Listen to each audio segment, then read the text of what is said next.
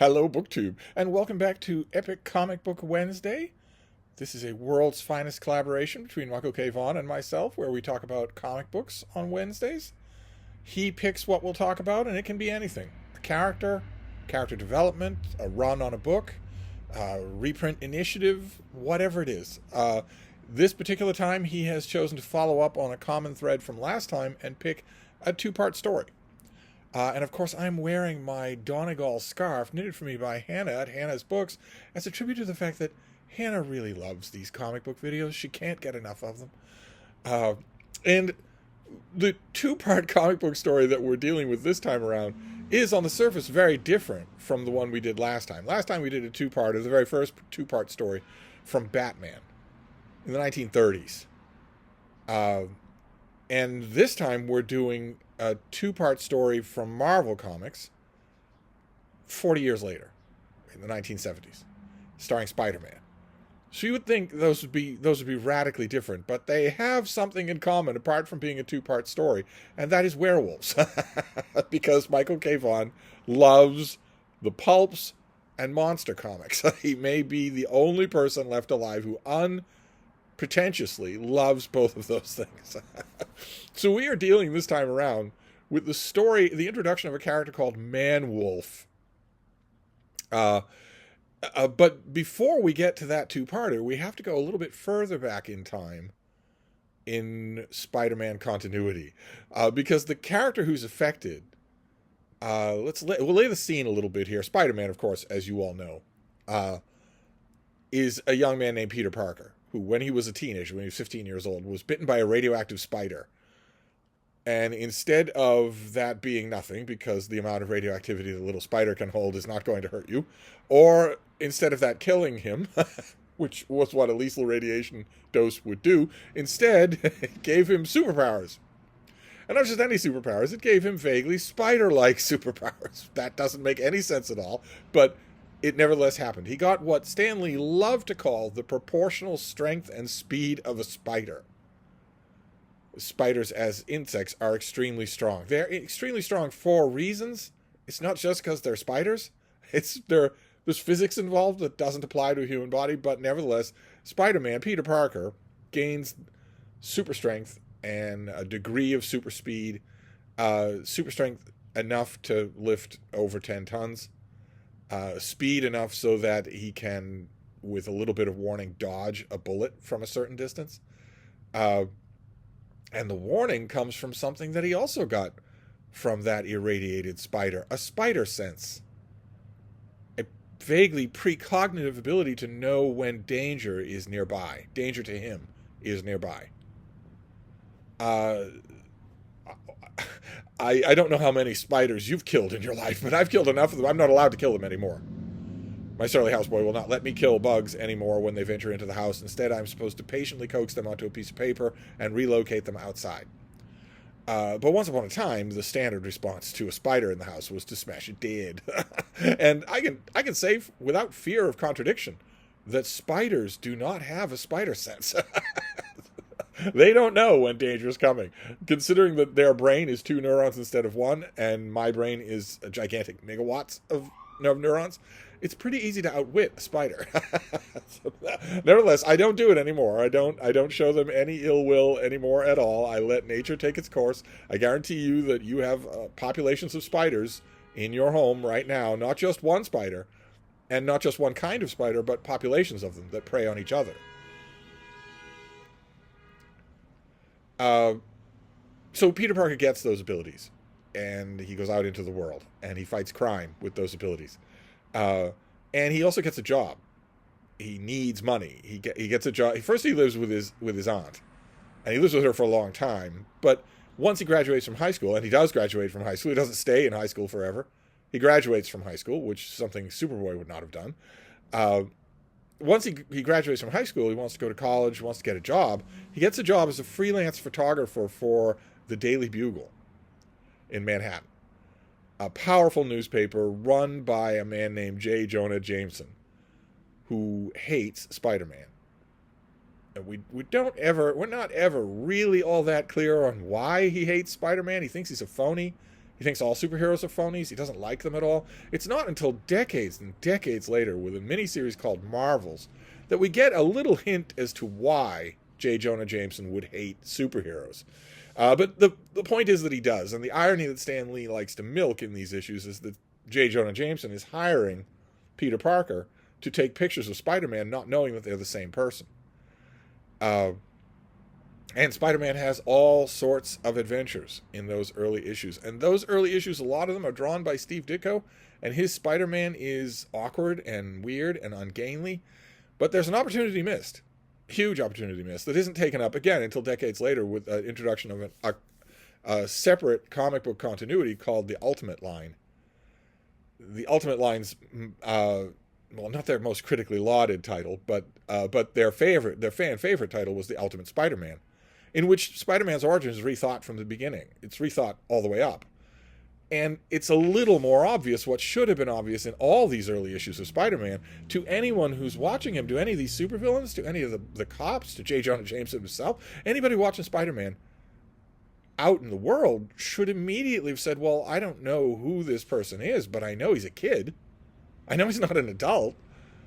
And yet, Ditko often changed Peter Parker's physiognomy, once he put him in costume, and once the art chores were taken over by John Romita Sr., in my opinion, the greatest Spider-Man artist of them all, well, then there was no doubt at all. Peter Parker looked normal. John Romita Sr. kept his body outlines fairly linear, but Spider-Man looked like a bodybuilder. So there it was explicit, even though this kid, when John Romita was drawing him, would have been at most a freshman in college.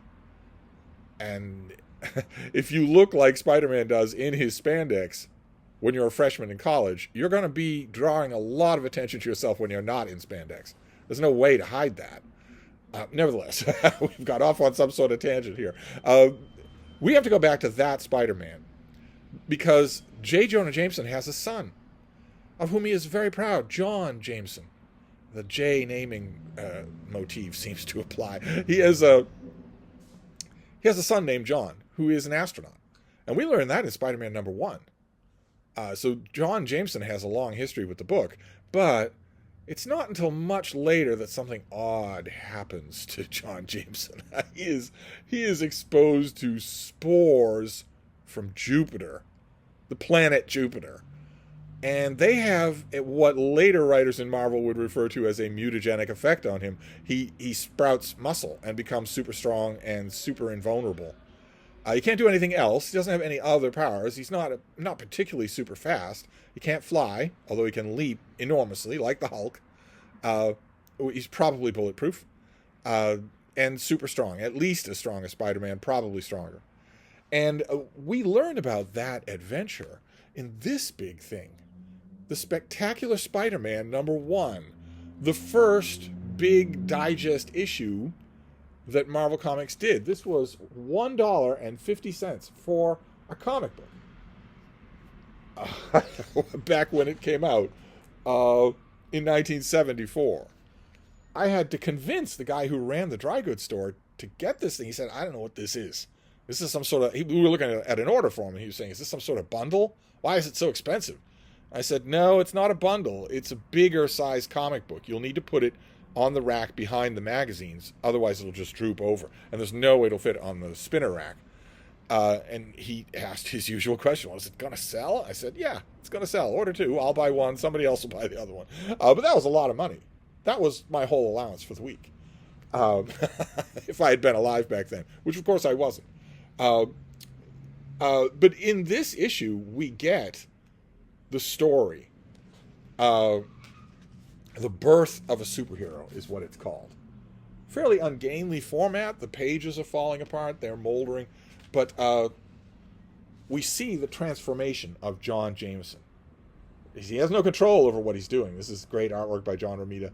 He has no control over himself. He wasn't born this way. He's just added all this muscle, all this mass. And the scientists are worried that he's going to hurt himself, maybe even overstress his heart. They need a special regulatory suit for him. And they say, well, we'll call up Tony Stark, the Tony Stark, Iron Man. We'll call up Tony Stark and we'll get him to whip up a containment suit. And he does in a matter of hours. Apparently, without asking why or without thinking about it at all. This is an explosive subject. J. Jonah Jameson in this issue is the first one to point out that if the military knows that these spores give people superpowers, it's going to be their number one priority. Nothing more is ever heard of it at all. But his son embarrasses J. Jonah Jameson just a bit because, gulp, his son now seems to be a superhero when Jameson has been spending his whole career fighting against superheroes. so isn't that embarrassing? And he tells his son, well, Spider-Man appears to have robbed a bank. He's a fugitive, and with his superpowers, no one can bring him in. It's a little odd. If Spider-Man had robbed a bank and stolen money, the Daily Planet, in an editorial, but more importantly, the New York City Police Department could ask the Fantastic Four to bring him in, which would take them about 2 minutes to do. Baby, what you doing? Huh? Gonna go over to your chair? Oh.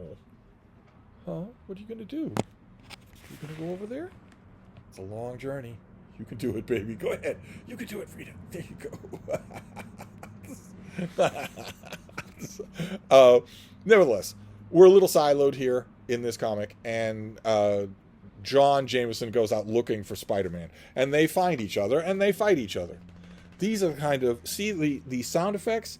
That's thok, and that one's wham. Those are the things that Hannah likes the most. As far as Hannah's concerned, there's never been an important disagreement between two people that couldn't be handled with that savage fisticuffs. Spider-Man says, can't afford to pull my punches any longer. He's too strong, too dangerous. But Spider-Man doesn't need to worry. This guy is more powerful than he is. He delays things only by splashing his face with a whole bunch of web fluid that momentarily blinds him. And in the meantime, J. Jonah Jameson learns that Spider-Man looked to be robbing that bank, but really he wasn't. That really it looks like, according to eyewitnesses, he was saving something. That it just looked confusing. And when his son finds him, he tells him that. Says, I hate to say it, but I think Spider-Man is innocent. And his son says, I don't care. I'm going to crush him. I'm going to crush anyone who gets in my way. J. Jonah Jameson is worried. See the worried face? He's worried because the spores that have affected his son's physiology seem to be affecting his personality as well, making him vindictive. And he goes out, he finds Spider-Man again. Very cleverly, he decides to take off his weighted shoes, which allows him to leap into the air. But Spider-Man defeats him. And he seems to shrink with the defeat. He seems to shrink back to his normal body proportions, and the scientists are going to check on him to see if he's okay. So a bottled episode, and not the thing that this issue is remembered for. To put it mildly, this issue is remembered for an absolutely iconic final panel, because Peter Parker has been told that the daughter of his aunt's best friend is coming to town, and he's assuming that she's going to be older and frumpy and whatnot. And the daughter is Mary Jane Watson. And she says, face it, Tiger, you just hit the jackpot.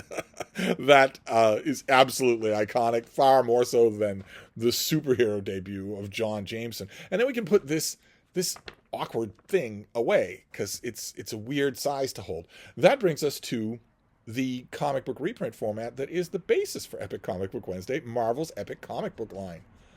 Full-color reprint lines that bounce all around Marvel's continuity and pick various runs here and there, rather than going in stately chronological order. Michael K. Vaughan has a gigantic collection of these things. Hannah does too. They're these things. Marvel Epic Collections. And this is the one titled Man-Wolf at Midnight. And if you don't know comic books at all, you're going to say, well, okay, that looks like a wolf, a little, sitting in front of Alexander Hamilton there. That looks a little like a wolf, so that must be the Man-Wolf, right? No, that's not the Man-Wolf. The Man-Wolf's not on the cover. There are some terrific covers for Man-Wolf, but we don't get to see them in this issue, in this Epic collection. But we do contain, this does contain the appearance of the Man-Wolf, the first appearance of the Man-Wolf. I believe it's the first thing in the book. maybe that's as far as a poor little editorial assistant read. Yeah, it's the first thing. It's Spider-Man 124 with this cover, which would be really good as a cover for this volume and would show you prominently Man-Wolf. But here the story opens. This is years later from that original one. The story opens with this is by Jerry Conway. Art is by Gil Kane, but he's inked by John Romita Sr., the guy who drew the first appearance of that the birth of a superhero. And John Romita Sr. by this point was something like an unofficial art czar for all of Marvel. He was constantly looking at all the artwork that was done everywhere by anybody else. Even if he wasn't the accredited inker on an issue, he would often do touch-ups or redraw whole panels. And he's a heavy inker for an artist like Gil Kane. And the reason it shows is because they're radically different artists. John Romita Sr., I keep saying senior because he has a son who's also a comic book artist, a great comic book artist. But for purposes of this video, we can just call him John Romita, because Michael and Hannah both know who he is. But Romita's artwork is beautiful, but fairly static. And certainly stiff. Not in a bad way. Obviously, I'm a big fan of Bill Everett, for instance, or Wally Wood. Wally Wood, you don't get an artist any stiffer than him, but still great. But Gil Kane is a sinuous, sensuous artist. The musculature, the bones, the movement of his characters is all extremely live, extremely fluid. And that means that I know that Gil Kane is a huge comic book fan favorite as an artist. He's one of the greatest comic book artists of all time.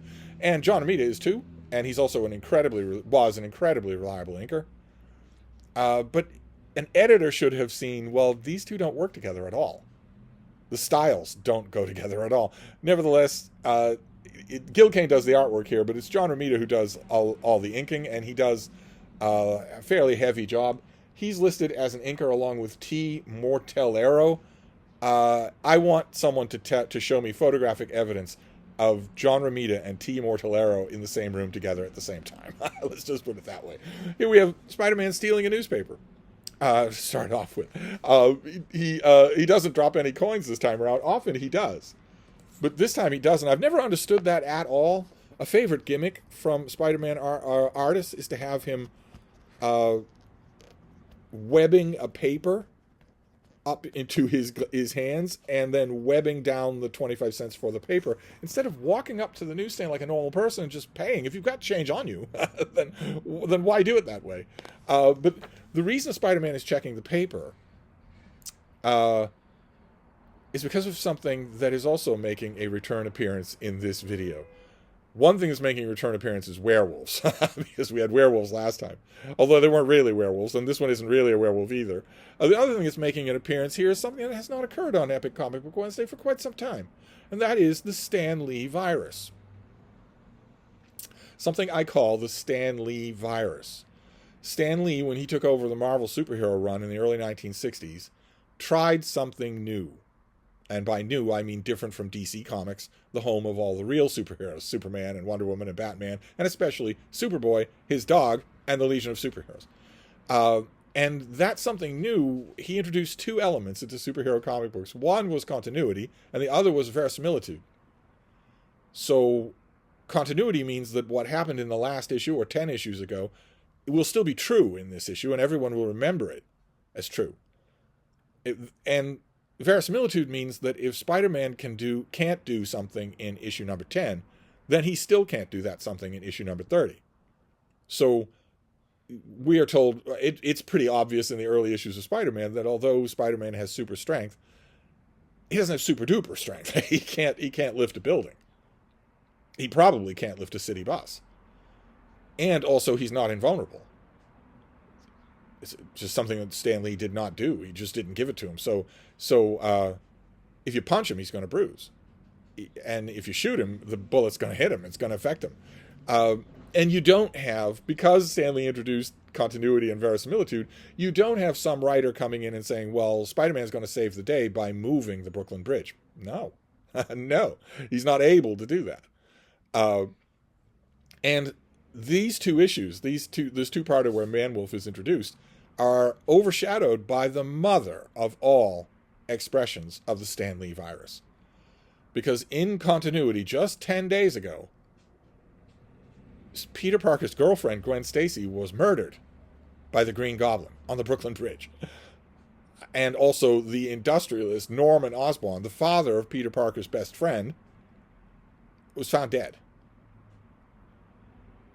And those things are real, and they're having a psychological effect on everyone around them, on the whole world here. We're told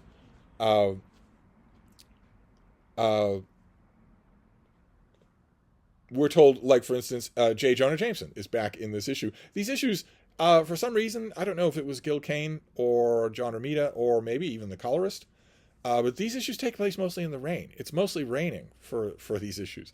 There's quite a bit of rain effects in the drawn panels. See, you've got quite a bit of that.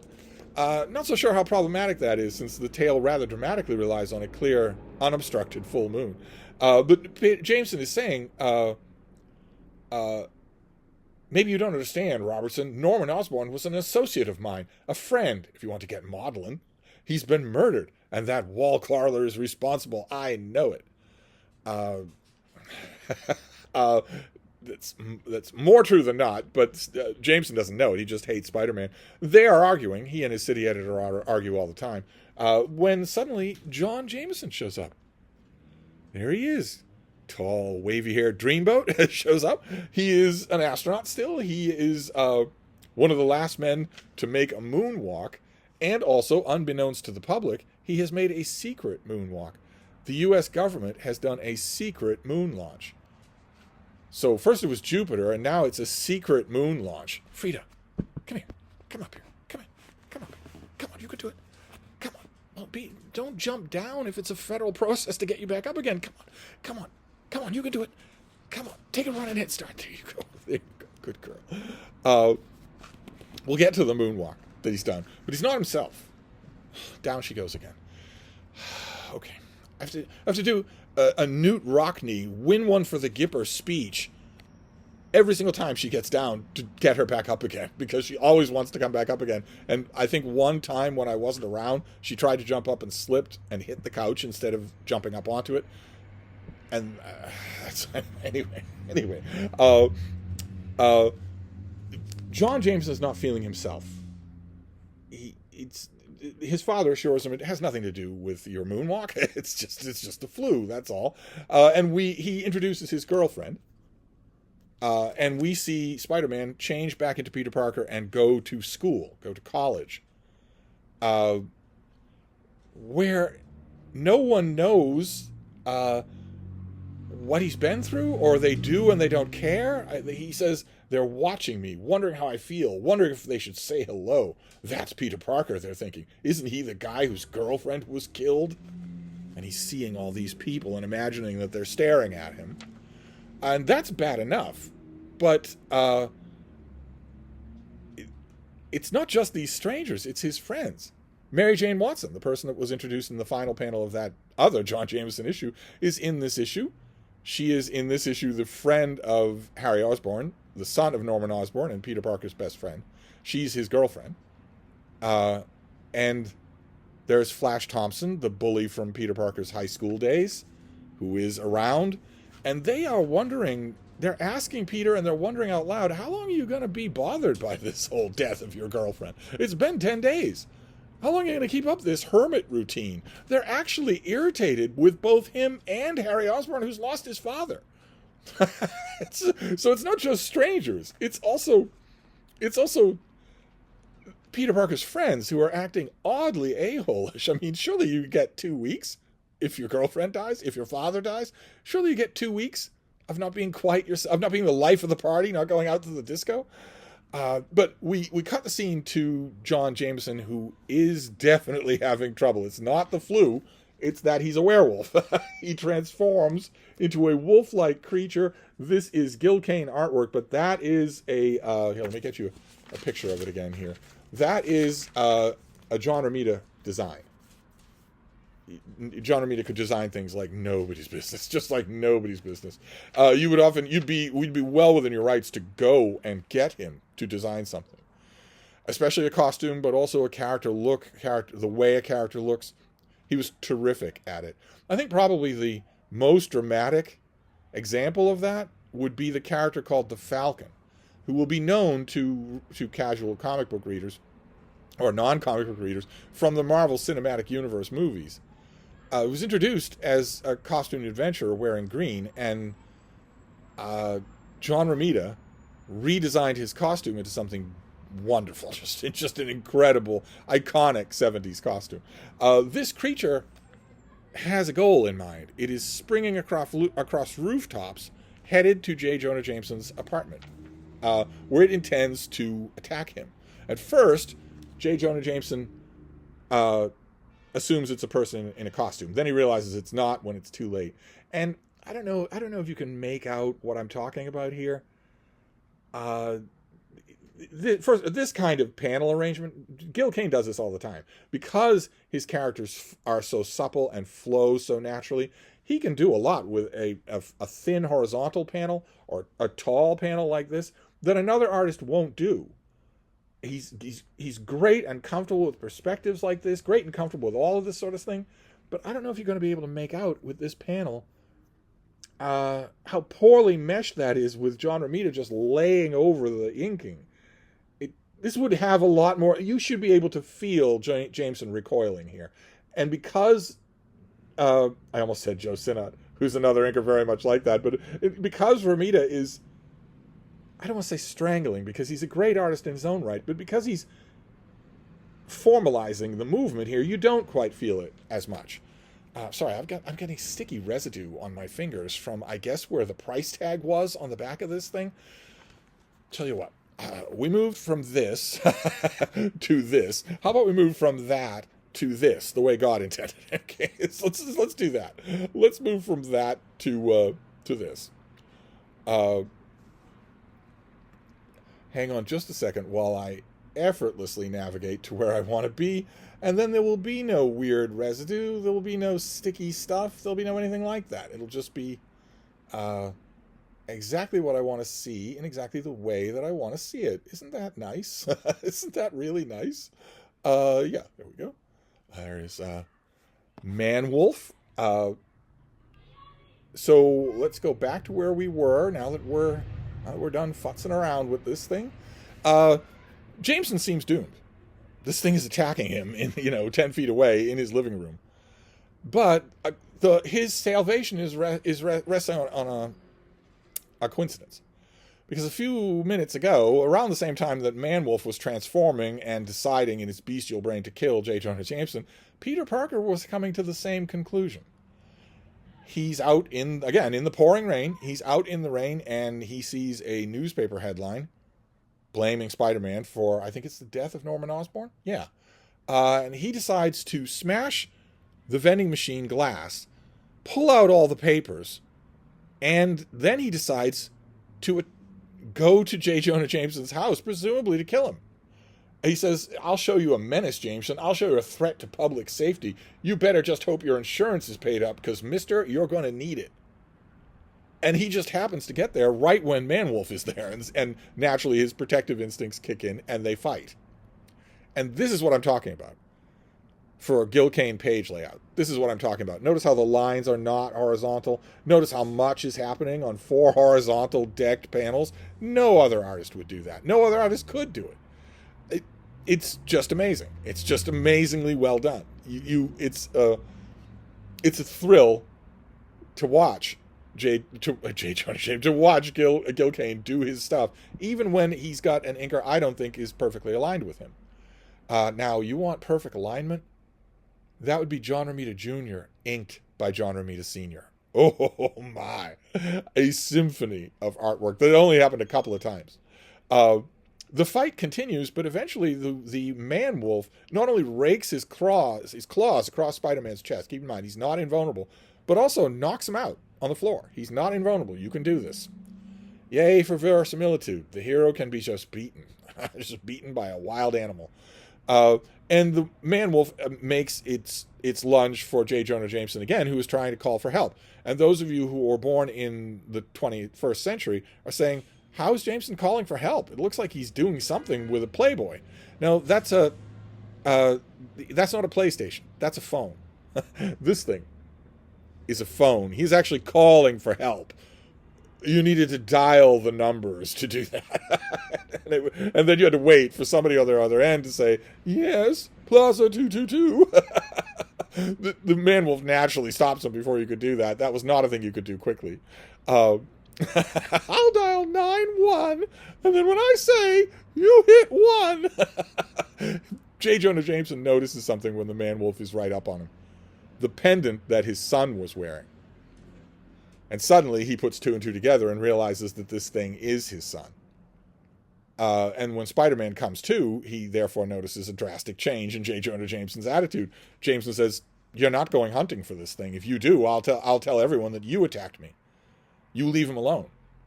Spider-Man has no idea why, but he swings off into the sunset, swings off into the rain, sits on a rooftop in the rain, and wonders what's going on when suddenly his spidey sense goes off. And he doesn't know why, and we get a cliffhanger. The Y is coming right up on him there. The Y is jumping on him.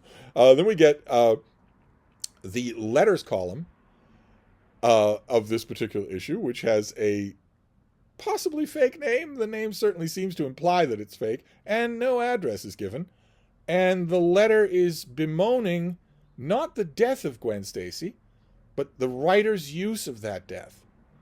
I'll quote, I only hope you make Gwen Stacy's death as big a turning point as it deserves to be. I'm expecting some totally new direction, and if you fail to do so, then Miss Stacy's death will have been in vain, so to speak. So that reader very much wanted Gwen Stacy's death to mean something, and perhaps that reader always wanted that to be true, no matter who the character was. Perhaps 45 years after this issue came out, that reader also wrote a letter about the Legion of Superheroes and said, well, I understand you're going to kill Mon-El, and what I want is for it to mean something, so to speak. Who could be obsessive on such a point for so long? I don't think it's possible. Instead, we get Spider-Man 125, where Man-Wolf returns. And here, there's been a drastic change. John Romita is still inking the hell out of this issue, but the artist has changed. It's not Gil Kane anymore. It's Ross Andru, who's not a household name anymore, even among comic book fans, unfortunately. I think he's one of the greatest Spider-Man artists of all time. Not as great as Romita, but great. A better Spider-Man artist by far than Gil Kane. He had a very long run on Spider-Man, and apparently really enjoyed it. And he draws this issue. His artwork style is not stiff, but it's not as fluid as Gil Kane. It's angular. It's very, very angular. And also Ross Andru was big into photographic verisimilitude. So if Spider-Man was going to swing by Madison Square Garden from a certain elevation, from an aerial point, Ross Andru would make sure to go to the library and get as many pictures of that aerial point as possible so that it looked perfect for one panel. Now an artist would ask AI to do that. And we pick up right where we left off, which is Man-Wolf attacking Spider-Man in what is obviously pouring rain. They fight for a bit. Spider-Man is not put out by Man-Wolf. That's another point of continuity that we get in here, is that Spider-Man is not like, what? A werewolf? Because he's already met Werewolf by Night. He's met Werewolf by Night in Marvel Team Up, another book of his. So, and it's just another werewolf. This one is better dressed, but it's just another werewolf. They are fighting when suddenly the moon begins to set, and this is what I'm talking about. See those? I don't know if you're going to be able to make it out here. See those vertical lines? That is, and see how they're interspersing everywhere? They're not showing any kind of motion. That is an artist's way, typically, of saying that it's raining. And that happens all throughout these two issues. But Spider-Man notices that Man-Wolf seems concerned by the setting moon, and that the Man-Wolf is trying to get away. And Spider-Man intends to stop him, but he trips and falls over a garbage can. And the reason that says clang is because garbage cans, for those of you who were born in the 21st century, used to be made of metal. So they clanged a lot. Spider-Man, he trips over a garbage can and just lies in the muck. Yay, Marvel superheroes. he gets home. He staggers home to his apartment. Once he's done wallowing in the muck, he gets home to his apartment and notices that his roommate, Harry Osborn, is not around and hasn't been since Norman Osborn's death. And it's really kind of strange to Peter Parker that Norman Osborn died. Norman Osborn was the Green Goblin. The Green Goblin is nowhere to be found. No one seems to be connecting the two. And it's almost like someone's cleaning up the connection between Norman Osborn and the Green Goblin. Oh, and also my roommate, Norman Osborn's son, hasn't been around since then. It's okay. Maybe he's not Sherlock Holmes, but he takes his shirt off. He bandages that deep cut that the werewolf gave him. He tosses his presumably rain-soaked and sweat-soaked costume into a ball in the corner. So Spider-Man might not have been aromatic to be around. And we cut to a diner where Flash Thompson and Mary Jane are talking when Harry Osborn staggers in. That's him with the weird hair.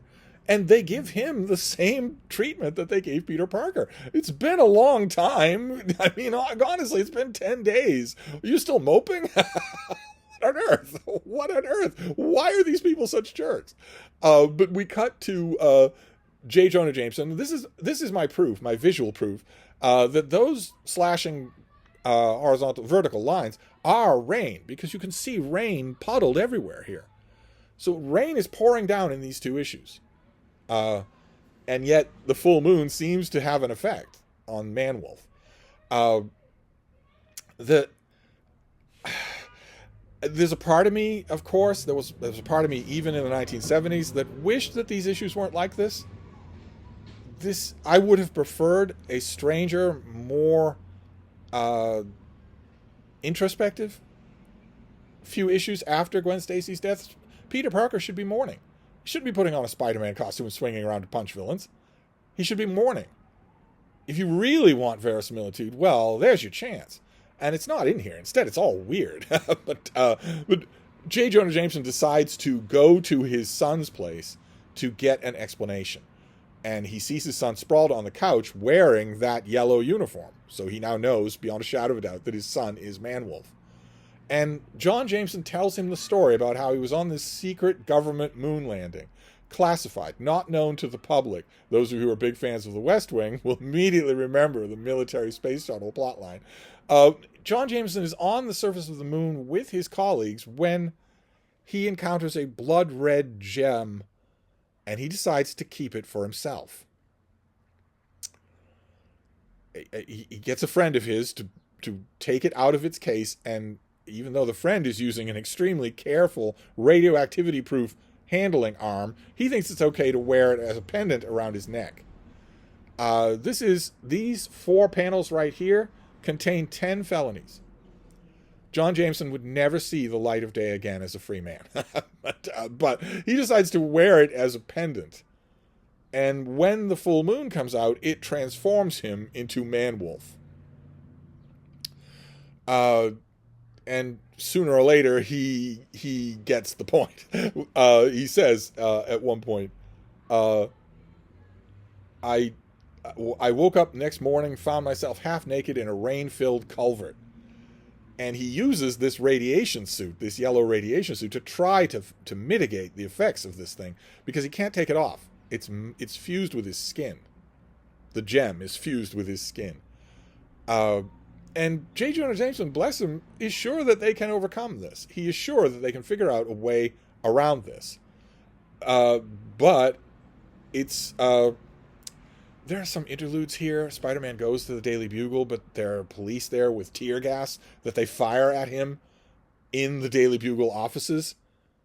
The police has a mask on, but J. Jonah Jameson doesn't, and neither does his city editor, Robbie Robertson. They're just going to be gassed. That also is a couple of felonies.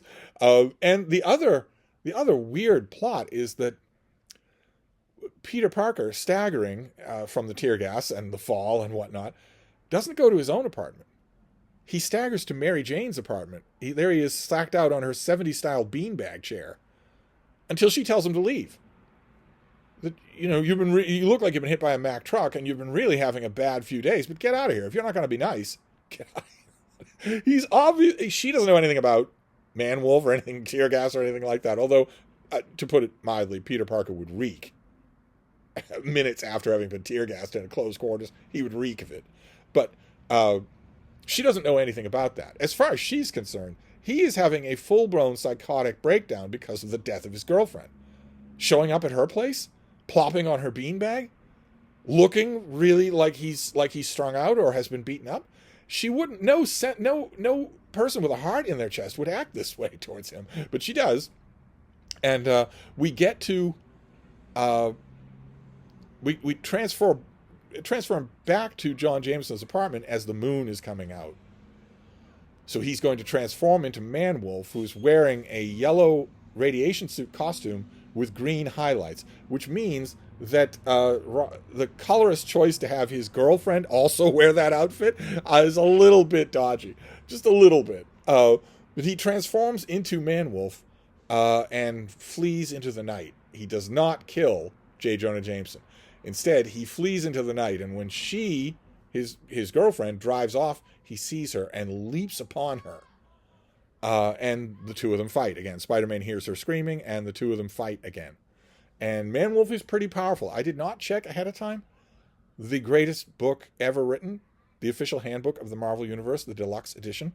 So I don't know how much Man-Wolf can lift. I don't think he's physically as strong as Spider-Man, but the thing about werewolves, anywhere, except in Werewolf by Night, where he's just a pansy. But usually, the thing about werewolves is they're incredibly tough. Nothing really can hurt them other than silver. So it doesn't really, in a sense, matter how physically strong they are. They're still going to be able to... It's still going to be almost unbeatable. Until Spider-Man decides to rip the gem off the throat of this thing, which causes the Man-Wolf to revert to John Jameson. J. Jonah Jameson shows up, and he's going to take care of his son and his son's girlfriend, who are in matching outfits. They're in matching outfits. Now, I didn't understand that in the 70s, and I still don't understand it. And another thing that I really, really don't understand about this issue, that's the end of it. Spider-Man has vanquished the menace of the Man-Wolf. The thing that I don't understand is that he has the gem and throws it into the East River. Why? Why on earth would you do that? It's intensely dangerous. Why would you do that? Why wouldn't you ball it up in webbing and swing it over to the Baxter Building to give it to Reed Richards? Why would you just toss it in the river? And yet, that's not the only time that happens. As the climax of a Spider-Man story, or plenty of other stories, things are just tossed in the river. And that is it. That is this two-parter. That is the introduction of Man-Wolf. A character who went on to other kinds of appearances. He's a villain in Spider-Man. Not too long after this issue, he's made into a villain again by another character. He's always been a little lame, I think, but he's made into a villain by another character, and then he has a few other appearances. There was a thing called Legion of Monsters or something like that. I'm sure that Michael K. Vaughan knows that. I'm sure that he loves it. But it was the dumbest thing. Monsters are so dumb. but except for a Tomb of Dracula. No offense to Mike Ploog, of course. But the strangest recurrence of this character, the one that I did not see coming, and yet I loved it. I wish that I'd had the forethought to dig through my long boxes. There was a 2-part story in Marvel Fanfare, an old comic book that Marvel put out it was just short stories. So it wasn't an ongoing series of any kind. They very rarely did 2-part stories, but this one was a 2-part story drawn by George Perez, another great artist, in which Man-Wolf is something much more than a mindless animal. He's the sword and sorcery savior of an alien fantasy world with sorcerers and demons and whatnot. And it came totally out of left field to me. I don't know if there was grounding for it, maybe in some dumb monster comic, but it came totally out of left field for me, and I loved it. I love those 2 issues. I have them still. I saw them on the stand. I never knew what Marvel Fanfare was going to be. You never knew if it was going to be a character that you like or not. I mostly skipped it. But I saw it on the newsstand. I was buying comics that week. I was buying all the stuff that I usually buy, which included Spider-Man and Thor and the Fantastic Four and the Avengers, but also real superheroes who don't trip over garbage cans and knock themselves unconscious on the floor, who don't wallow in garbage or fall into a self-pitying pile of dung on somebody's beanbag chair. I also bought lots of DC comics where heroes acted like heroes, where there was Superman and Supergirl and Superboy and Superdog. but but I remember seeing that Marvel fanfare cover and thinking, what on earth? Man-Wolf? This doesn't... This is weird. And I was a big fan of George Perez's artwork at the time, so I bought it. And I really liked it. But it has nothing to do with this. With the Man-Wolf at midnight. With this cover. And here's the back cover. John, this is I believe this is a Gil Kane cover with heavy John Romita inks.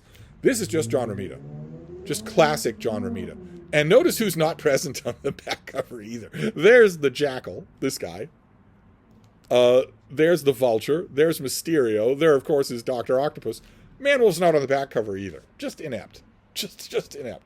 Give me electronic versions any day. But anyway, that is the introduction to Man-Wolf in the Marvel Comics. No idea why Michael K. Vaughan picked this, except that it has a werewolf in it. I'm pretty sure that was 40% of the reason why he picked the last Batman story. But these two-parters are fun to do. So we'll wrap this up for now, and we'll see what he picks for next week. Thank you, BookTube.